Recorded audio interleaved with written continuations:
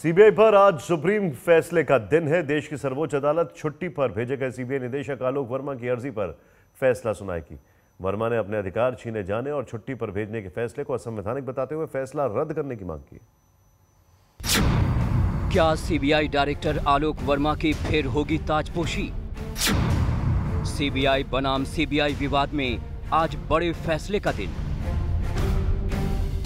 देश की सर्वोच्च जांच एजेंसी के दो टॉप अधिकारियों की जंग में आज सुप्रीम फैसले का दिन है। सीबीआई निदेशक आलोक वर्मा और स्पेशल डायरेक्टर राकेश अस्थाना के बीच मचे घमासान में सबसे बड़ी अदालत आज फैसला सुना सकती है। सीबीआई निदेशक आलोक वर्मा ने स्पेशल डायरेक्टर राकेश अस्थाना के साथ विवाद में अपनी शक्तियां छीने जाने और छुट्टी पर भेजने के खिलाफ याचिका दायर की थी।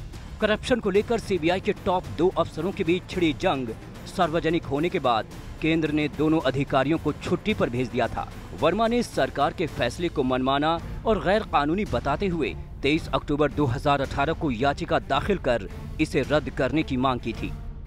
जब तक इसकी जांच होगी, to maintain the institutional integrity of the CBI and in the interest of fairness purely as an interim measure, they will sit out by going on leave for a certain period of time. It's an interim measure. And an SIT not functioning under either of these two officers will investigate the case. Alok Verma की अर्जी पर chief justice Ranjan Gogoi, justice Sanjay Kishan Kaul और justice KM Joseph की पीठ फैसला सुनाएगी। 6 दिसंबर को आलोक वर्मा और common cause की याचिका पर फैसला पीठ ने सुरक्षित रखा था। ये बिल्कुल गैर कानूनी काम किया गया और सिर्फ इसलिए किया गया है कि भाई राकेश अस्थाना को प्रोटेक्ट किया जाए। सारी इन्वेस्टिगेशन टीम्स भी रातों रात बदल दी गई हैं उनको हटाने के बाद, और उसके बाद कि ये राफेल का इन्वेस्टिगेशन ना हो जाए, क्योंकि हम लोगों ने एक बहुत सीरियस कंप्लेंट जिसमें प्रधानमंत्री मुख्य आरोपी हैं राफेल की दी थी सीबीआई डायरेक्टर को। गौरतलब है कि आलोक वर्मा और गुजरात कैडर के आईपीएस राकेश अस्थाना के बीच वर्चस्व की जंग काफी समय से चल रही थी और दोनों ने एक दूसरे पर घूस लेने का आरोप लगाए थे। विवाद सार्वजनिक होने पर सरकार ने देश की सर्वोच्च जांच एजेंसी में ऐसी सर्जिकल स्ट्राइक की कि सुबह होते होते हड़कंप मच गया। 23 अक्टूबर की रात को 11 बजे आलोक वर्मा और राकेश अस्थाना से पद और पावर छीन लिए गए।